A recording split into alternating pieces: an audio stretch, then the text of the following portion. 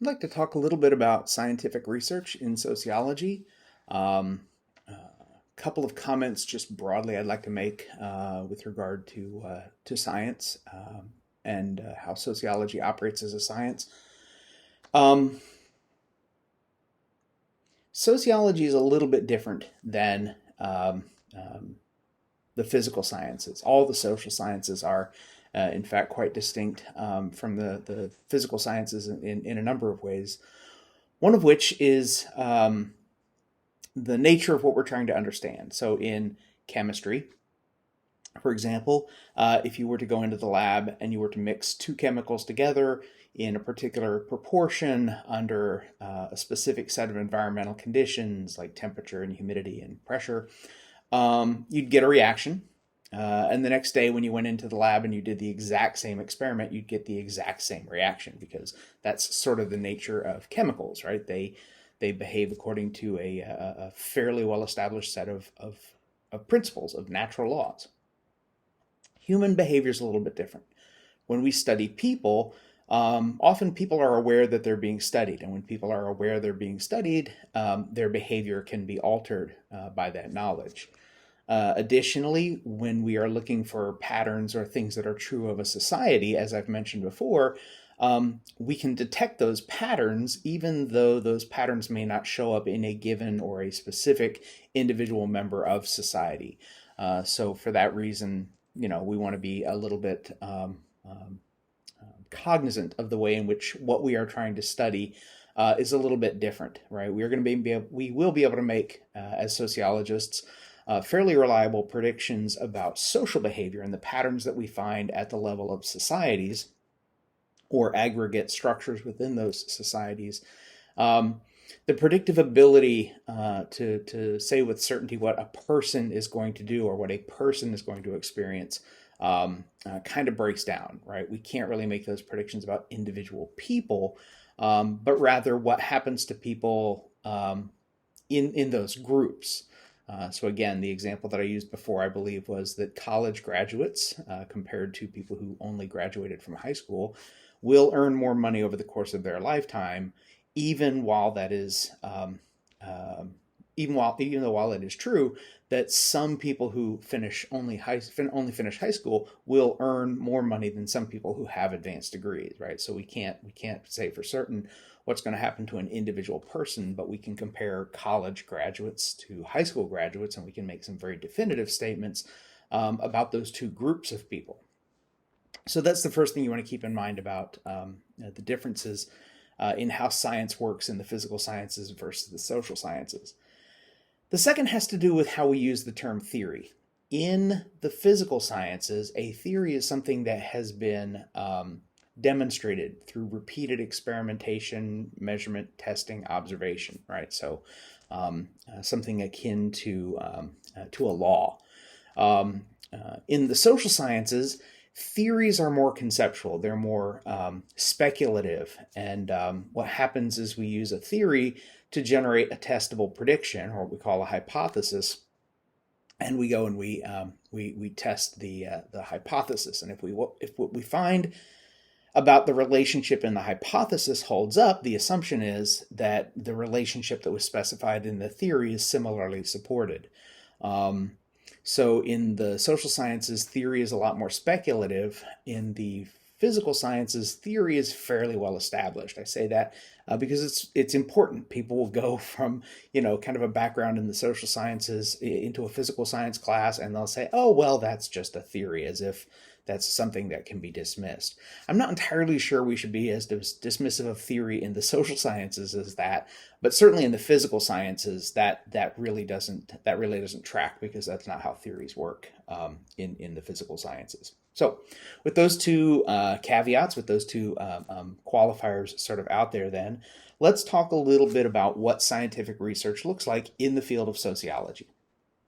And I want to stress kind of the commonalities, right? So all sociological research begins with theory. And I'll talk a little bit about what each of the components means in just a moment. But we start with conceptual statements or conceptual ideas about relationships in the world that we are interested in understanding. So that's where we begin. We start with a theory. All sociological research is empirical. That means it rests on a foundation of evidence, data, collected from observation or from measurement or from testing.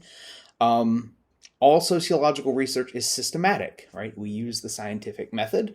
It's a little bit different than the way we use the scientific method in the physical sciences, but more similar than distinct. And finally, all sociological research uses formal research design. There is a plan, a method to how we go about conducting ourselves with regard to those first 3 points. And if you look at those features, right, all sociological research begins with theory. All sociological research is empirical. All sociological research uses the scientific method, and all sociological research uses a formal research design. Those things are true of science, not just sociology, not just social sciences. That is, in essence, what science is about, right? An assumption that the world that we live in, both the physical world and the social world, is structured and ordered by rules. Those rules can be detected and understood and used to make predictions about behavior in the case of the social sciences, or about the state of the physical world in the physical sciences. So what do we mean by a theory in sociology? What do we mean by a theory in the social sciences? As I said, it's a conceptual statement. You can think of a theory as a set of statements or propositions that are seeking to explain some aspect of social life. Durkheim's notion that structures exist to provide society's members with integration and regulation, thus minimizing social dysfunction, right? That is a theory. And in fact, I think that's the theory that kind of gets used as an example in the text. So when you're reading the text and you're looking at Durkheim's theory of suicide, you'll kind of see that the various layers of operationalization and theorization that go into building sociological research. So the theory, right, whatever the theory is going to contain concepts. It's abstract, right? Regulation and integration and social dysfunction are somewhat vague, not specific or precise or concrete things. But they are ultimately the thing that a social scientist is interested in understanding, right? So a concept is a phenomena of interest to a sociologist. Durkheim is interested not in marital status or in educational attainment or in whether one is Protestant or Catholic. He's interested in integration and regulation. He's not interested in suicide. He's interested in social dysfunction. But those measures are meant to be a stand-in or a proxy for those concepts. And so we take those concepts and we turn them into something measurable, like, integration becomes marital status. Regulation becomes educational attainment. Integration and regulation become religious practice. Social dysfunction becomes suicide. Those are what we call indicators. And the process of turning a concept into an indicator is called operationalization. You're putting the concepts into a form that operations can then be performed with them, right? We can go out and measure them. We can observe them. We can record them. We can test them in some way. But make no mistake, it's the theory that the sociologist is interested in, not the specific indicators that are proxies for the concepts in the theory. When I do my own research, right, I'm very interested in the ways in which the behavior of homeless people when they interact with other members of the public reflect particular features or realities of a given society, like say Chicago or London. But it isn't because I really want to know a lot about homelessness, although I do. I'm very curious. Like most people, I have a curiosity about a lot of things. But what I'm really after is trying to understand the way in which everyday interaction is structured by the expectations of the people engaged in the interaction, by the physical and political and economic and social contexts in which those things occur. That's really what I'm interested in, right? The structured nature of interaction. I just happen to think that by studying homeless people and studying homeless people in places where I can make comparisons, allows me some insight into the things that I'm genuinely interested in understanding. So there's a kind of a dual level of knowledge that's getting built there, right? I build a particular level of expertise with regard to homelessness, but I also build a deeper understanding of just how everyday interactions are structured. Because if if the everyday interactions of homeless people exhibit patterns that are a function of culture or social conditions or economic circumstances or the physical design of urban space, then those patterns are going to show up in other groups interacting with other people. So I could look, say, for example, at students in a classroom and the way in which their behavior is structured by the social expectations of how students are supposed to behave, right? So you can take those lessons and they become kind of portable. So there's kind of an interesting sort of dual level where sociologists are mostly interested in the concepts, but they also acquire a great deal of specific, focused, concentrated expertise because they end up studying a particular group or a particular location or a particular kind of organization or institution, and they become very, very familiar with those features of society as well. So you take your concepts, you turn them into something that can be measured, and now you're left with sort of the last step before you go out and actually do any concrete research. And that last step is to generate a hypothesis. Now, most people, unless education has changed very dramatically since the time I was in high school, most people are still being told that a hypothesis is an educated guess. That's probably a definition that you've been exposed to in the past. And I think that in the physical sciences, there is something to that, right? We generate ideas about what might be going on. We test those ideas, and as we learn from the results of those tests, we build theories, right? That's how the theory building works in the physical sciences. In the social sciences, we actually derive hypotheses from our conceptual statements. So when Durkheim says that integration and regulation are provided by social structure so as to minimize social dysfunction, that conceptual statement, his theory, has a relationship that's expressed in it, right?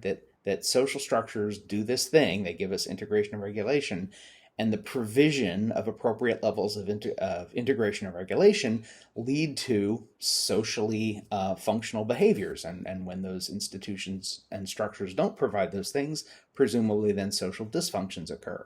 So there's a relationship there in the theory that ends up getting expressed in the hypothesis. So it's not a guess at all, right? That the statement, the hypothetical statement is going to be a reflection of the relationship that's expressed in the conceptual statement of the theory. So structures provide integration and regulation, minimizing social dysfunction becomes married, uneducated Catholics are going to have a lower suicide rate than unmarried, highly educated Protestants, right? That hypothetical relationship is an exact reflection of the conceptual relationship. But the advantage here is that we've taken the concepts and we've turned them into indicators, or if you prefer, you can call them variables, right? So we've got a language that comes from science that still applies here, right? So a variable, of course, is just something that varies. We can have independent variables, and we can have dependent variables. The independent variables would be things like the levels of integration and regulation. The dependent variable is the degree of social dysfunction, right? So you've got a relationship there that is, again, going to be reflected in the relationship between the variables and the theory. As educational attainment rises, the likelihood of suicide increases. As marital status changes from single to married, the chances of suicide decline, right? So those relationships are expressed at both levels of the process. So if you're asked, just in the future, if you're asked in a science class to define hypothesis, instead of saying educated guess, say a hypothesis is a researchable prediction that specifies the relationship between two or more variables. One, you're going to sound a lot smarter than the person who was going to say educated guess, and you have the advantage of being more precise, right? That it is a testable prediction that specifies a relationship between indicators, or in this case, what we would call variables. Um, Now, sociology, like all other sciences, is a kind of show me rather than tell me discipline. You remember we talked a little bit about Comte when we had the unit on Durkheim, and Comte had sort of engaged in some speculation about the nature and the operation of society that was very influential on Durkheim. But at the end of the day, he didn't really do any research. He just said, I think this is how the world works. And Durkheim started there as well. Durkheim started with the idea that, I think the world works like this.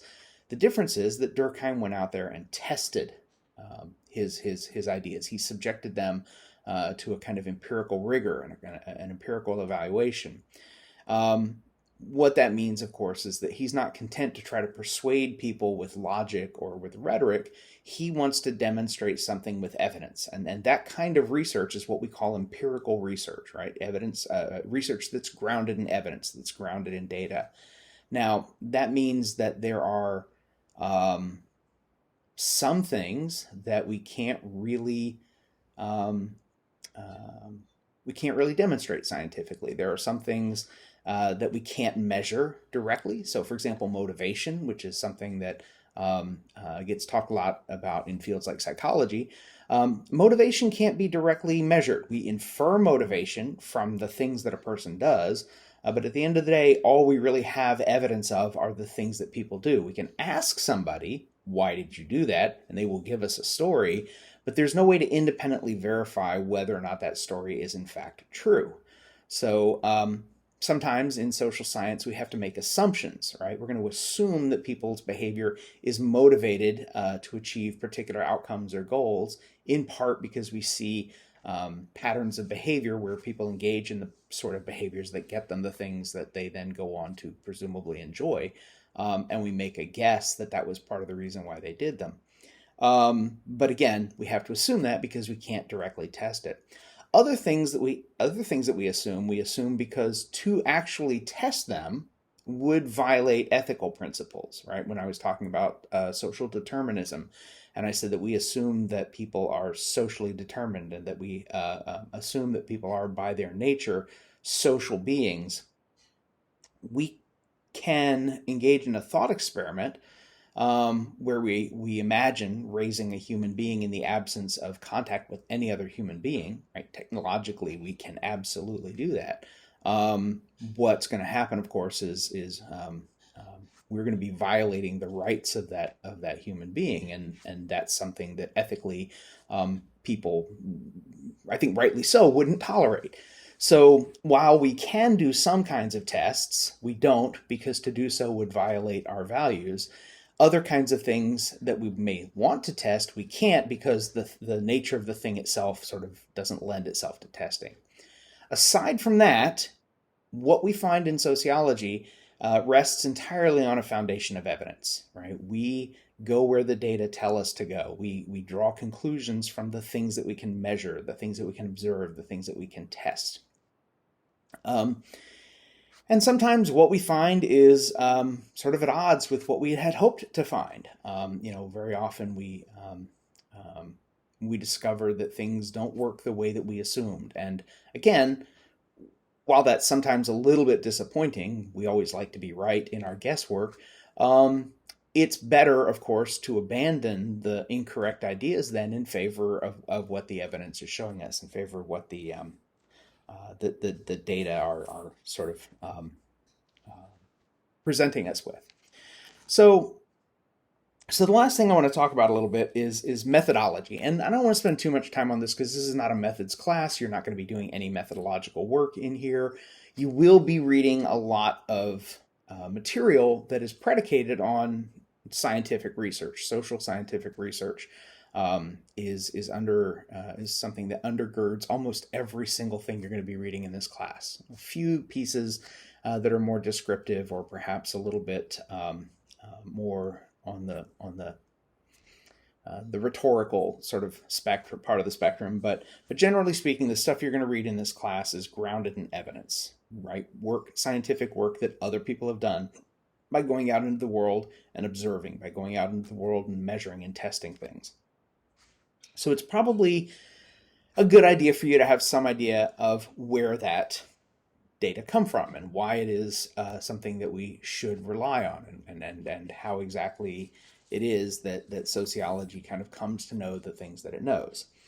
As I mentioned, all sociological research rests on a formal research design. So 4 broad categories of research design in order of most to least common in sociology, right? So other disciplines, mileage may vary, but in sociology, the most common form of research design is something we call survey, followed by observation, followed by case study, and then at the end sort of followed up with experimentation. So experimentation is the least common form of social science research, or let me be more precise, it's the least common form of sociological research.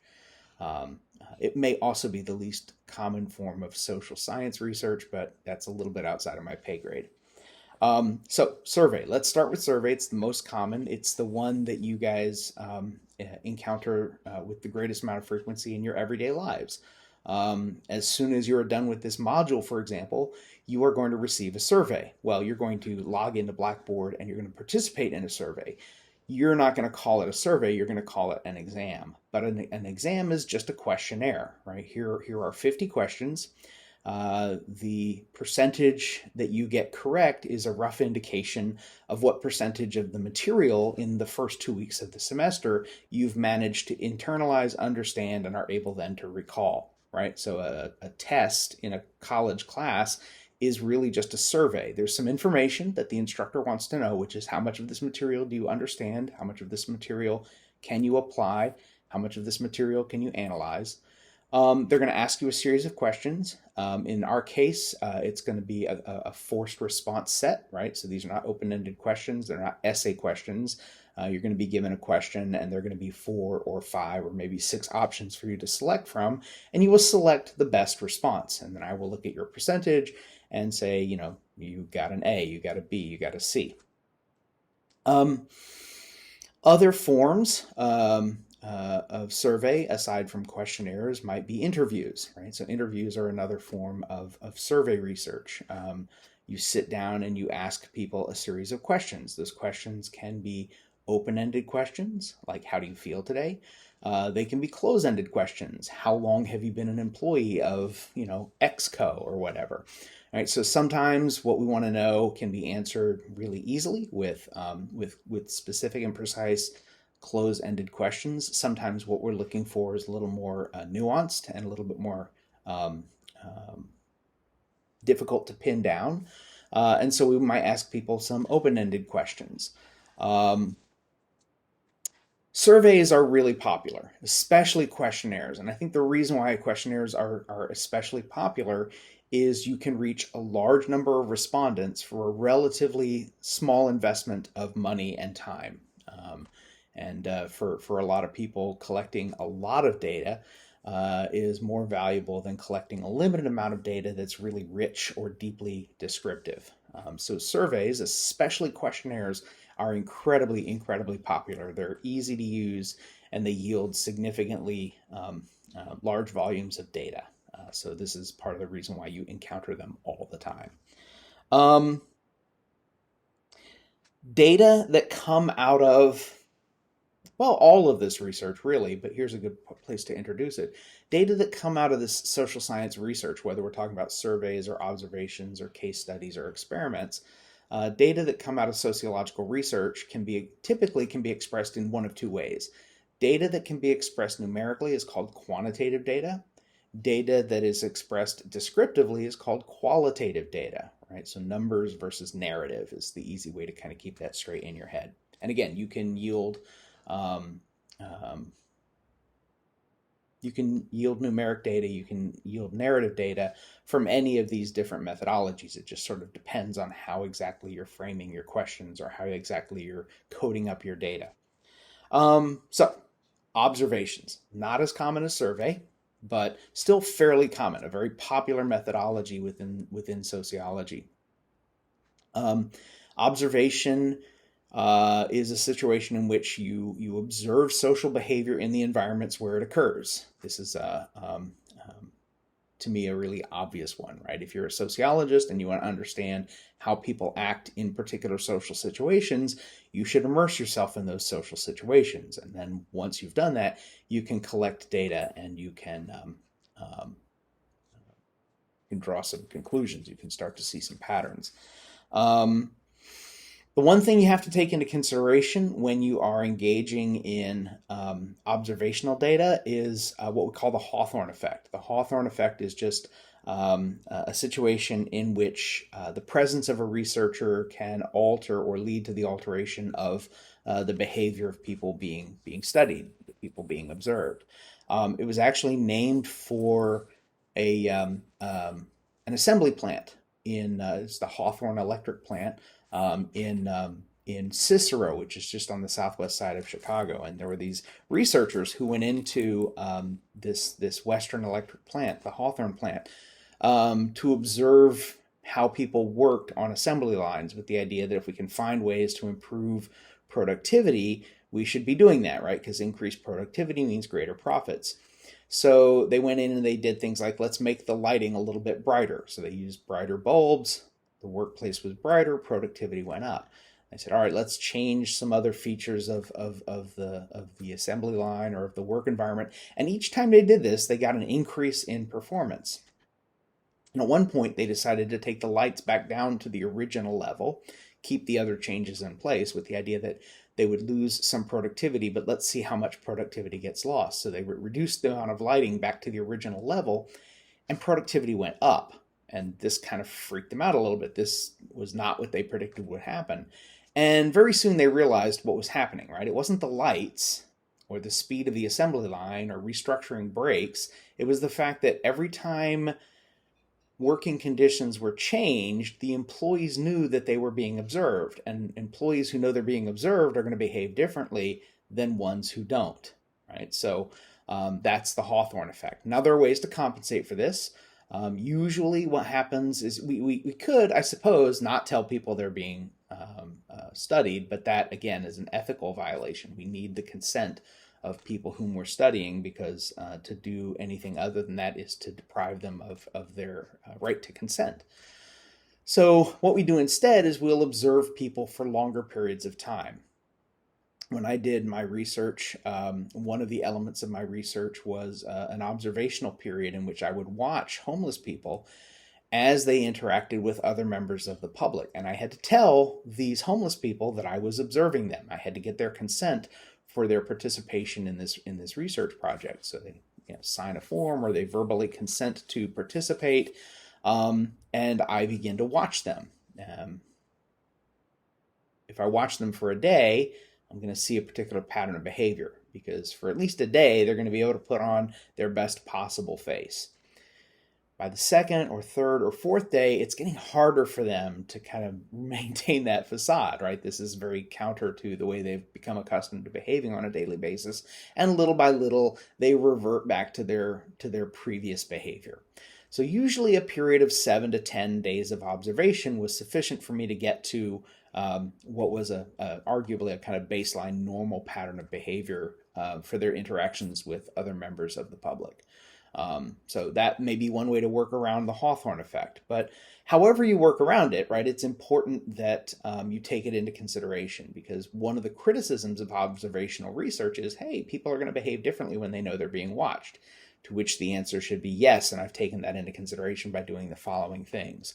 We want good data. We want accurate data. We don't want to see people on their best behavior. We would like to see people engaged in their normal behavior, because that is where we're going to get our best information about what's going on in the social world. So Hawthorne effect is something that specifically applies to observational sociology. There's a little bit of a similar kind of effect in survey research, where people will report out what they think researchers want to hear, and that bias also needs to be taken into consideration and compensated for, specifically with the way that questions are worded, or the way that the correct response to close-ended questions are sequenced, right? There are all kinds of fixes. Again, if this were a methodology class, we would be spending a lot of time on this. It's not. I just want to make you guys broadly familiar with these techniques. The third technique is something called unobtrusive research, which includes things like case studies. Unobtrusive research is research in which the actions of the researcher have no possible impact on the phenomena being studied. I'll keep it simple and we'll just say people. Let's say that you're interested in collecting data or doing an analysis of data that was derived from people, right? So let's say graduation rates. So we look at data from all the local high schools in District 211 or District 214, and we look at the graduation rate, and we can make comparisons over time. We can compare one district to another district. Within districts, we can compare schools to other schools.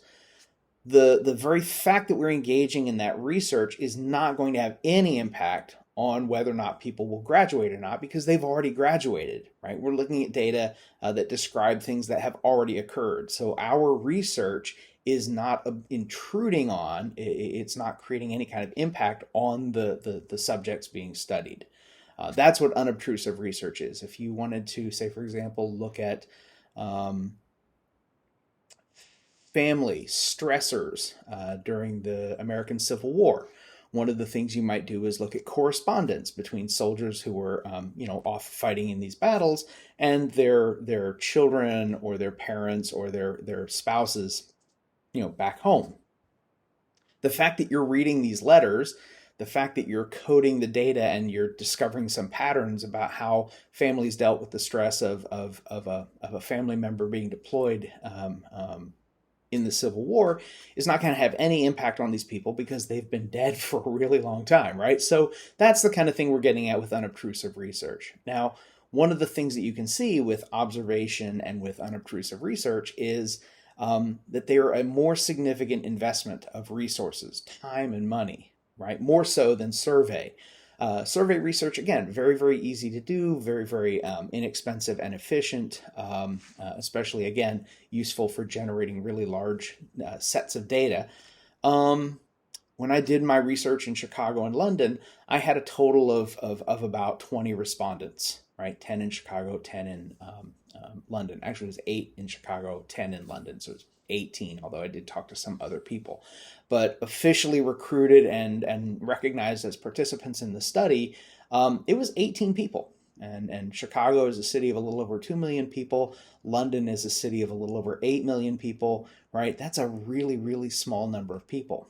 And what I found when I spent time observing those people and interviewing those people and just sort of studying them in general was really, really useful data, but not data that I can necessarily create a really broad generalization. I can't tell people what homeless people in Chicago are like because I didn't really talk to a large enough number of them.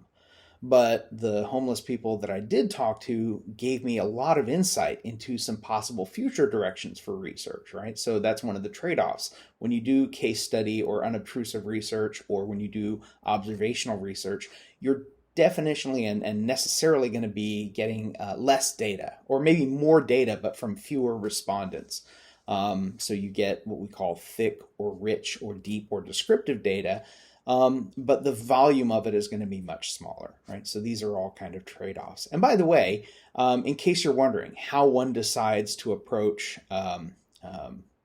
selecting a methodology, it's driven by your questions, right? What is it that you want to understand? If what you want to understand is sort of a relatively straightforward, simple idea, but you want to be able to generalize what you find to the broadest possible population, then a survey may be the way to go, right? You get a lot of data about a bunch of different respondents. Your sample size can be large enough that it's generalizable to the entire population, but you're going to have,